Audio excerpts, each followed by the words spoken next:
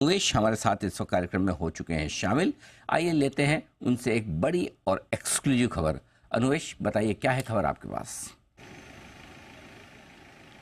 Sir, इस बार खबर जो है वो BEL से जुड़ी हुई है। हमारे सूत्रों के मुताबिक अगर इस बार मानी जाए तो BEL एक बड़ा ऑर्डर कंप्लीट करने जा रहा है। एक कंट्रोल एंड रिएक्शन सिस्टम होता है जिससे कि अगर आप देखें तो जो एक फायरिंग यूनिट होती है और जो रडार यूनिट होती है, उन दोनों के बीच में जो कम्युनिकेशन होता है वो पहले हिंदुस्तानी फ़ौज के जो जवान या ऑफिसर्स होते थे वो डिसीजंस लेते थे।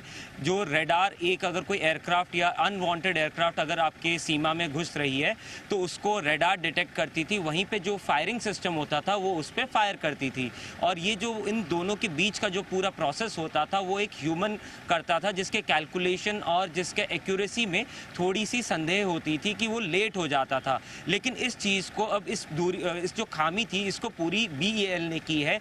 कंट्रोल एंड रिएक्शन सिस्टम के नाम पे एक आकाश तीर नाम का एक सिस्टम BEL ने डेवलप किया है, जिसकी पहली 15 जो सिस्टम्स हैं वो हिंदुस्तानी थल सेना को दे दी गई है। अगर यहाँ पे आप देखें तो इसकी जो टोटल ज़रूरत हिंदुस्तानी थल सेना को है वो 450 की है।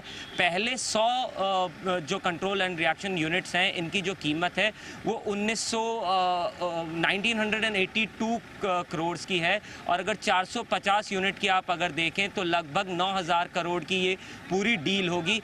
कुल 4 साल के अंदर ये पूरी डील को कंप्लीट की जाएगी BEL के ओर से। और इसी के साथ साथ अगर इसमें एक बड़ी खबर दूसरी भी देखी जाए तो वो ये निकल के आ रही है, हिंदुस्तानी थल सेना के बाद इसको हिंदुस्तानी वायु सेना में भी BEL की तरफ से इंडक्ट किया जा सकता है।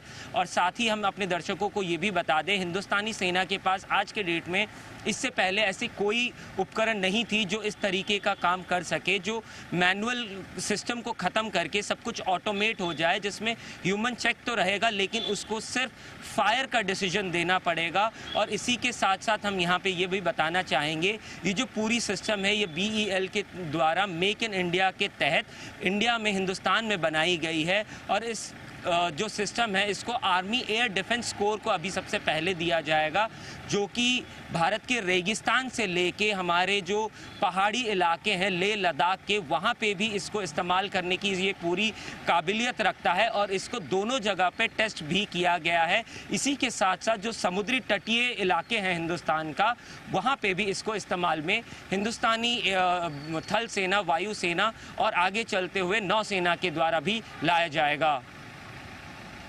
अच्छा, धन्यवाद वो डिटेल लाने के लिए। तो सेना से BEL को एक बड़ा ऑर्डर मिला है और इसके क्या इम्पैक्ट है और इसकी क्या इम्पोर्टेंस है ये बखूबी अनुवेश यहाँ पर समझाते हुए। सर, BEL या फिर पूरी